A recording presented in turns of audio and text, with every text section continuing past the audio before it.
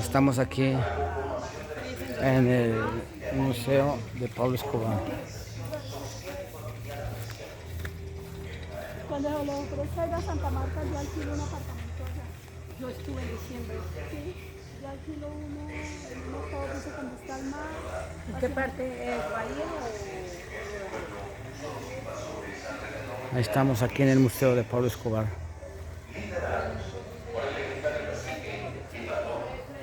Utilizaba los corredores de la selva y el río Magdalena para asediar y asaltar las caravanas de españoles, hasta que finalmente fue apresado y muerto en una cárcel de Bogotá. Aún sin su líder, los yaniquíes continuaron su ardua lucha contra los invasores, no solo los españoles, sino que se opusieron también a las prácticas colonizadoras de la época de la República, sin dejar mucho rastro de su cultura. Aquí está el Museo sus actos de resistencia, de Pablo Escobar. que apenas ahora empiezan a ser documentados en nuestro país. La selva tropical fue la manera como la región se protegió a sí misma por lo agreste y salvaje de su medio, y fue solo a través de algunos pasos y senderos que se pudo recorrer por tramos, dejando el tránsito solo por el río Magdalena, eje fluvial que pudo conectar el país de sur a norte y en cuyas riberas se fundaron los puertos que empezaron a dar una morfología económica a todo el territorio. Hondo, Mariquita, Dorada, Puerto Boyacá, Puerto Valle, Puerto del Río, Barranca Bermeja, Mopos, son solo algunos referentes geográficos y puertos a partir de los cuales llegaron personas y mercancías a la región y a salir lo poco que podía ser comercial en otras partes. Los procesos de colonización en esa zona fueron bien diferentes de la colonización antioqueña en la región andina, pues en esa primera oleada de colonizadores, su destino se fijó en áreas como Caldas, Risaralda, Quindío, parte del Tolima y el norte del Valle, donde se fundaron pueblos, se crearon rutas de comercio, se dio inicio a los cultivos de café y se empezó una incipiente ganadería con sus productos derivados, ayudados por la construcción y el transporte del ferrocarril, que atravesó la zona con sus posibilidades de progreso, comunicación e integración. Pero al Magdalena Central llegó la colonización no de Antioquia, sino del viejo Caracas, de la mano de líderes que ya se habían afincado en esas regiones, pero querían seguir buscando nuevas tierras y rutas para su comercio, que no fuera siempre a través del río Magdalena. Así fue como Puerto Boyacá se convirtió en el centro de una próspera región que abrió sus tierras a la ganadería y al comercio, pero que también atrajo las primeras contiendas políticas que ya a mediados del siglo XX eran una constante nacional. Las luchas entre liberales y conservadores se reflejaron de manera dramática en este territorio, dominado por liberales y donde muy pocas oportunidades tuvieron los conservadores, refugiados casi todos en ese sector que entonces formaba parte del corregimiento del Rebozo, y quienes para celebrar un pequeño triunfo que obtuvieron contra sus ancestrales rivales, decidieron cambiar el nombre a este pequeño caserío a orillas del Magdalena.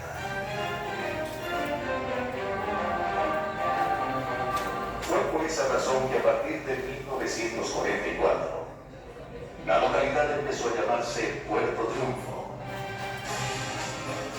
Escenario a su vez de feroces luchas que se presentaron en todo el territorio por la tenencia de la tierra, que para mediados de ese siglo XX evidenciaban ser áreas con gran futuro y estratégica ubicación, acrecentada por la presencia de grandes empresas industriales que llegaron con el descubrimiento de las minas de piedra caliza. Entre finales de los años 50 y comienzos de los 70, la región fue zona de conflicto, pero a la vez de grandes avances en la consolidación de las rutas comerciales. Ya no solo por el río Magdalena, sino por vías que se fueron abriendo como respuesta a la necesidad y que partían o llegaban hacia Marinilla, San Carlos y el Peñol, y de allí hacia Medellín con sus respectivos retornos. Varias fincas se formaron pastoricales fueron ese día en que la poca vegetación que sobrevivió sucumbió al paso de los colonizadores que buscaron las tierras para la ganadería.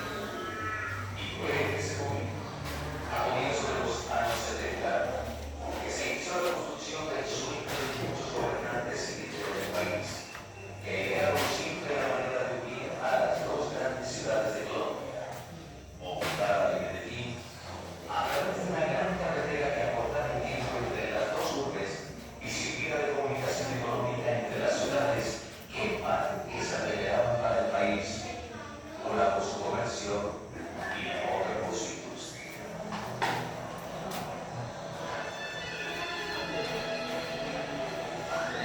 Cuando se empezaron a ver los trabajos de construcción de la ruta Medellín-Bogotá, se aceleraron todos los procesos de compra y venta de la tierra del mandato colombiano y de manera particular en la zona de influencia de Puerto Rico y San Luis, cercanos al territorio del que vivimos ahora. Fue entonces cuando apareció la figura siniestra de Pablo Escobar. La fortuna ilícita obtenida por la muerte y el tráfico de drogas ya se calculaba en miles de millones de dólares. La autopista Medellín-Bogotá fue inaugurada parcialmente en el año de 1979, momento para el cual Escobar ya había comprado buena parte de las propiedades con las cuales conformó la Hacienda Nápoles, un lugar ilícito construido a la vista de todos, en una época en que a nadie parecía importarle la ejecución de estos nuevos varones de la droga.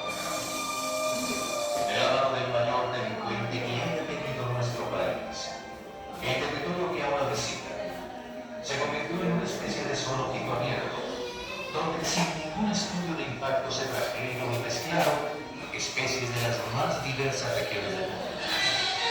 Se modificó la geografía, se crearon lagos, se cortó la vegetación sin ninguna consideración, se construyeron casas, estadios, bares, refugios, pista de aterrizaje y hasta una malograda central hidroeléctrica con más audición que gusto y calidad de las edificaciones. Y se exhibió como el símbolo de opulencia y desafío del crimen organizado al mundo entero. Y con la misma rapidez que vino, se fue.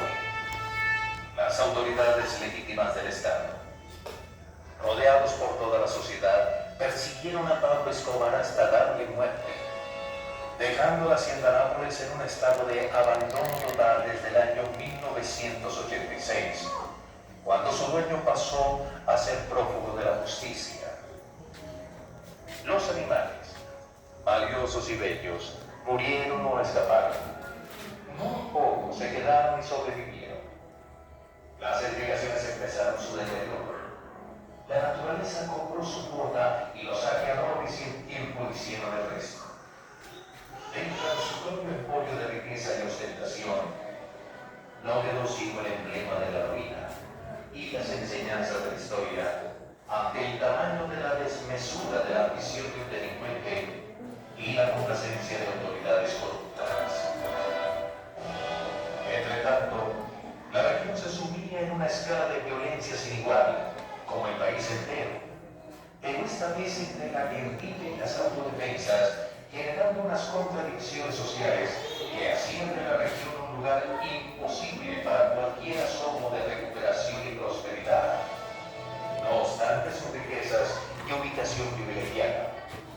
O tal vez, por eso mismo, una situación tan compleja y peligrosa que hasta la propia autopista Medellín-Bogotá permanecía cerrada en las noches y con poco tráfico en el día. Ruinas se abandonan, animales sobreviviendo, ladrones desmantelados.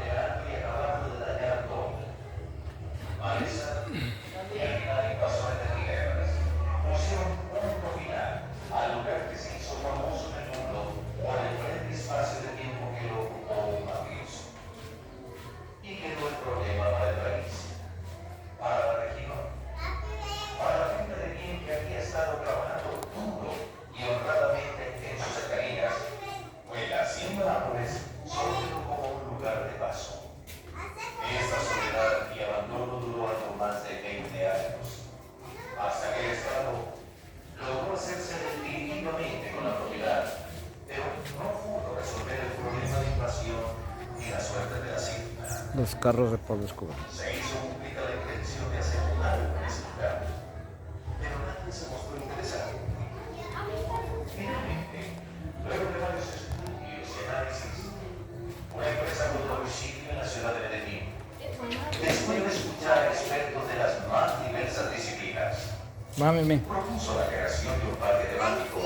El enfoque fue el turismo social y familiar, la conservación del ambiente, la recuperación de especies en peligro de extinción y la diversión alrededor del agua.